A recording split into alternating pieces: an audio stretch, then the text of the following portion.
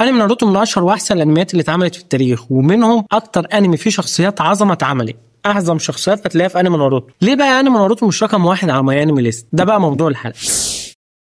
محدش يقدر ينسى ان انمي ناروتو ده من واحد من احسن الانميات اللي اتعملت في تاريخ الانمي. حبكه وقصه، والعالم بتاعه متفرد وجميل، والشخصيات اللي بتظهر فيه هي اعظم شخصيات فعلا ظهرت في عالم الانمي. لو جبت الانمي شخصياته، لا هو اكتر انمي ظهر فيه شخصيات تستاهل كل شخصيه تعمل لها انمي لوحده. بس ليه بقى هو مش رقم واحد على ماي انمي ليست؟ مبدئيا كده وانا داخل على ماي انمي ليست لقيت حاجه اسمها فيراري. ده سيبك منه بقى، احنا بنتكلم على الانميات اللي دايما فيراري ايه وبتاعي. لما دخلت على ماي انمي ليست ولقيت فول ميتال الشيميست هو رقم واحد. باشا البلد باشا البلد. هو فعلا يستاهل، بس ليه مش ناروتو مثلا؟ ليه مش ناروتو هو الاول مع ان ناروتو متميز قوي؟ هتعالى بقى اقول لك ليه. احب اقول لك ان انت لو بحثت او سالت شات جي بي تي او اي حاجه، اول حاجه هيقولها لك بسبب الفيلرات، وبسبب ان الناس ما كانتش بتقدر تندمج في الانمي بسبب الفيلر الكتير قوي، وان عدد الحلقات عدى 700 حلقه في الجزئين، فده خلى الناس ما تعرفش تندمج فيه، عكس فول ميتال اللي ما كانش فيه اي فيلرات، القصه كانت متماسكه من اولها لاخرها ب 64 حلقه ما فيهمش لحظه فيل. فطبعا ديت الاجابه اللي كله هيقول. بس في حاجات كتير قوي في ناروتو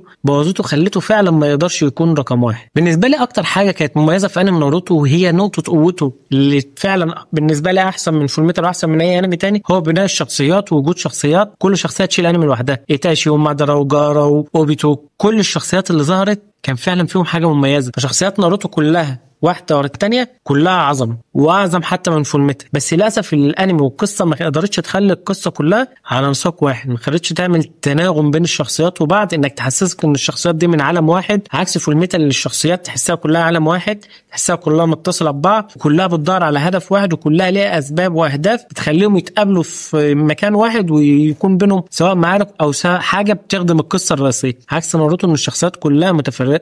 بناء الشخصيات في ناروتو كان في برضه مشكله. الشخصيه كانت بتتبني في البدايه انها عظمه، بس بعد كده مفيش تطور. منهم شخصيه ساكورا اللي المؤلف تقريبا نسى ان هي موجوده. الشخصيات الرئيسيه الثلاثه اللي المفروض هم اساس القصه، ناروتو وساكورا ساسكي، ما تحسش ان في بينهم تناغم. دي اقرب مثال. وشخصيه والتطور والحبكه بتاعت ساكورا كانت زي الزفت. في الوقت ده كانت تعتبر اكتر شخصيه مكروهه، لان فعلا الشخصيه ما اتطورتش، ولا ماضي ولا قصه ولا هدف حتى يحسسك ان انت عايز تهتم بالشخصيه اللي هي واخده مكانه اكتر من كل الشخصيات، اللي هي الشخصيه اللي رابطه ناروتو بساسكي اصلا. غير انه نسى شخصيات كتير، منها شخصيه روك لي ونيجي وتنتن. روك لي اتبنى في الجزء الاول انه هيكون مثال للكفاح والعمل الجاد والهارد وورك، فانت طول الوقت مستني تشوف روك لي في مكانها احسن. ده كله والبناء انها تكون شبيه بروسلي في الانمي، ما تحسش ان لها لازمه بقيه الانمي. برضه شخصيه نيجي اللي كان مميز يعتبر ليه بناء ان هو اخو هيناتا وعيلته من اقوى العائلات، فجأة تكتشف ان هو الشخصية ما عادلهاش لزوم وما عادوش بيتكلموا عنه، حتى نهايتها كانت نهاية عبيطة. وده طبعا في البناء عكس فول ميتال اللي اهتم بكل الشخصيات من تطورها وماضيها وعلاقتهم بالابطال اللي هم إيريك وهو، اللي خلاهم دايما ليهم هدف، والشخصيات دايما ليهم اهداف بتخدم مع شخصية البطل وسرد القصة. فده خلى حبكة قصة فول ميتال احسن بكتير من ناروتو. القصة فيها تناغم ووصلت بالنهاية بتاعتها لنهايه من اعظم الانميات في عالم الانمي. ودي ممكن تبقى حاجه اللي ما شافش فول ميتال الشيميست شويه. شخصيه الشرير النهائي في فول ميتال كان الاب، كان مبني له من الاول ان احنا طول الوقت عايزين نعرف هو ايه موجود فين وايه لازمته وعمل ايه، وكان دايما مستنيينه. فلما ظهر في الاخر بدانا نتاثر بيه، وبدانا فعلا الشخصيه مبنيه. بالنهايه فول ميتال لما انهى القصه انهاها بالشكل الحلو، نهايه سعيده، وفي نفس الوقت قفل كل الخيوط لكل الشخصيات اللي موجوده في الانمي. عكس بقى ناروتو في الناحيه الثانيه خالص، مفيش شخصيه اتقفلت كويس، كل الشخصيات نهايتها كانت وحشه قوي، من اول البطل اللي هو ناروتو نفسه لحد خالص لحد ساسكي لحد تنتن نفسها، ما عرفناش اي شخصيه حصل لها ايه. وطبعا نيجي للنهايه الاعظم اللي هو وجود شخصيه بكاريزما وقوه مادارا. فجاه تجيب شخصيه من لهاش مكان ومش موجوده اصلا اسمها كاويا، فجاه تطلع تغلب مادارا وتظهر وتكون هي الشرير النهائي ويحصل حرب ما بينهم. احنا تقريبا كنا بنتفرج على عبث في الاخر. وعلى فكره في ناروتو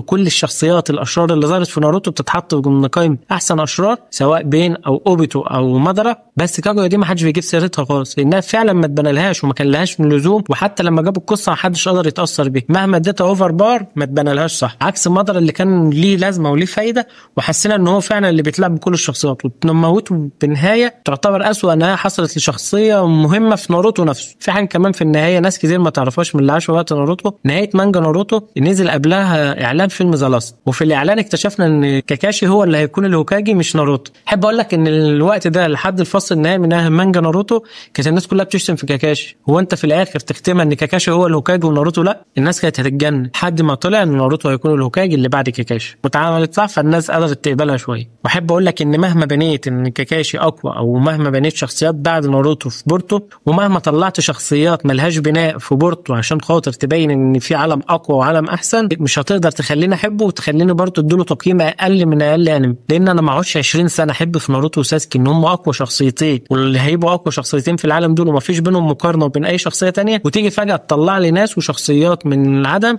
تقول ان دول اقوى منهم بكتير. مفيش حد هيقدر يقبل بده. اخر حاجه وبالنسبه لي اهم حاجه في ناروتو مش رقم واحد، هو الفرق اللي هو بينه وبين ساسكي. ناروتو اتبنى في الجزء الاول من ناروتو ضعيف يتيم عديم الموهبه، بيحاول يكافح ويكون هارد وركر لحد ما يوصل لحاجه كويسه. فاحنا قدرنا نندمج معاه ان الشخص ده بيكافح، فكان متعلقين بيه طول الجزء الاول. فجاه في الجزء الثاني بعد ما قعد سنتين مع يورايو جه نفس الراسنجان ونفس الشادو كلون ونفس كل حاجه، بس كنا املنا انها تتطور خلال الانمي. في نفس الوقت اكتشفنا ان هو عيلته اوزوماكي كانت من اقوى العائلات، وعيله ابوه اللي هو ميناتو الهوكاج الرابع من اقوى العائلات، وهو ابوه كان من اقوى الشخصيات. هو ورث الكيوبي اللي هو اقوى وحش، فده خلى قوته بيحصل عليها بطريقه سهله، مفيش كفاح. حتى سيطرته على الكيوبي جت بطريقه عبيطه، فما قدرناش نحس ان ناروتو كافح لقوته، عكس ساسكي اللي كان معاه شارينجان في الجزء الاول، فكنا بنقول هو مولود بمميزات عشان كده. بس اكتشفنا بعد كده ان هو فعلا بيعمل هارد ورك اكتر من ناروتو، كافح واتدرب عند عدو ليه وبقى أقوى. حتى شكل شعره وشكل لبسه كان بيتغير عكس ناروتو اللي بنفس الشكل من اول الانمي. وفي نفس الوقت في حته المعارك ناروتو لو بصينا في الجزء الاول احسن معركه نورلوك ليه ضد جارا كانت اقوى معركه. في الجزء الثاني مش هتلاقي لناروتو اي معركه حلوه نحبها غير معركه بيت، عكس ساسكي بقى اللي في الجزء الاول كان ليه معارك كتير حلوه، والجزء الثاني كانت معارك كلها ليه. معركته ضد ديدرا دي من اقل من اكتر المعارك اللي اندر ريتد في ناروتو مثلا. ساسكي كان مبني له قصه حلوه، قدرنا اساسا نهتم بيه اكتر من ناروتو. الحلقات اللي كان بيظهر فيها ساسكي تقييمها بيبقى اعلى من حلقات ناروتو، لان الشخصيه عايزين نعرف هو هيوصل ليه، عكس ناروتو اللي احنا مستنيين النهايه عشان يبقى هوكاجي، بس مش مستنيين الحلقه اللي بعدها عشان نشوفه هيعمل ايه. كل حاجه بالنسبه له موجوده، كل حاجه بالنسبه له مش محفزه ان احنا نشوف الباقي، ما عدا معركه بين اللي كانت واضح انها من احسن المعارك. فعلا كان فيه اهتمام بناروتو، وهي المعركه الوحيده اللي تعتبر لها لازمه لناروتو. فلما جينا لساسكي لا، هو ساسكي هو اللي عمل كل حاجه وهو اللي كان مميز. فده خلتنا البطل الانمي اللي المفروض انت بتمشي وراه بتحبه وبيبقى سبب انك تحب الانمي، تحب شخصيات تانية خالص غير زي ساسكي وايتاشي ومادارا، حتى لو الشرح حبيتهم اكتر منه.